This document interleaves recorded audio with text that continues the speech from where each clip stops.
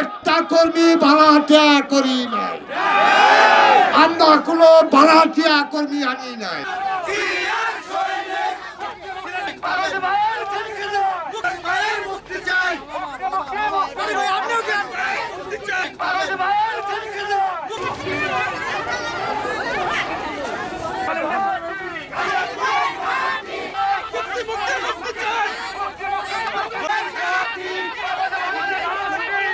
ওনার নিঃস্বার্থ মুক্তি চাই এবং তারেক রহমানের নিকট আমার আকুল আবেদন, বিনীত নিবেদন, ওনার বহিষ্কার প্রত্যাহার চাই এবং আওয়ামী লীগপন্থী যে কমিটি হয়েছে তা বাতিল চাই এবং জনাব তারেক রহমানের নিকট ওনাকে আমি আবেদন করছি, ওনার হস্তক্ষেপ কামনা করছি।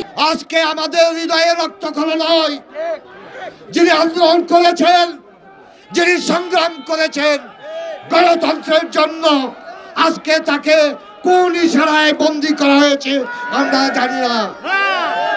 আমরা কালিয়াকৈরবাসী জানতে চাই কোন ইশারায় কে তাকে বন্দী করেছে। আমরা আপনাদের কাছে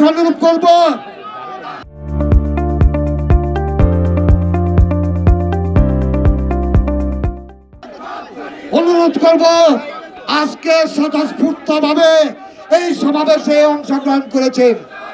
আমরা একটা কর্মী ভাড়াটিয়া করি নাই, আমরা কোনো ভাড়াটিয়া কর্মী আনি নাই। আমরা এসেছি পারভেজ ভাইকে মুক্তির দাবিতে। আমরা চাই এই বর্ষিয়ান নেতা, এই রাজপথের লড়াকু সৈনিক অবিলম্বে তাকে মুক্তি দিতে হবে, অবিলম্বে তাকে মুক্তি দিতে হবে এবং তাকে যে অবৈধভাবে বহিষ্কার করা হচ্ছে সেই বহিষ্কার আদেশ অবশ্যই অতি বিলম্বে প্রত্যাহার করতে হবে। তা না হলে কালিয়াকৈরবাসী ঐক্যবদ্ধ। কালিয়াকৈরবাসীর তৃণমূলের দাবি পারভেজ আহমেদকে অতি বিলম্বে মুক্তি দিতে হবে এবং তার প্রত্যাহার করতে হবে বহিষ্কার আদেশ। পারভেজ আহমেদকে যদি মুক্তি না দেওয়া হয় সেই ক্ষেত্রে আমাদের আন্দোলন অব্যাহত রাখবে, চলবে, প্রতিদিন এই আন্দোলন চলবে। প্রয়োজনে আমরা তারেক রহমানের কাছে, প্রয়োজনে আমরা পল্টন ময়দানে গিয়ে আমরা কাফনের কাপড় মাথায় নিয়ে আমরা এই আন্দোলনে শরীক হব।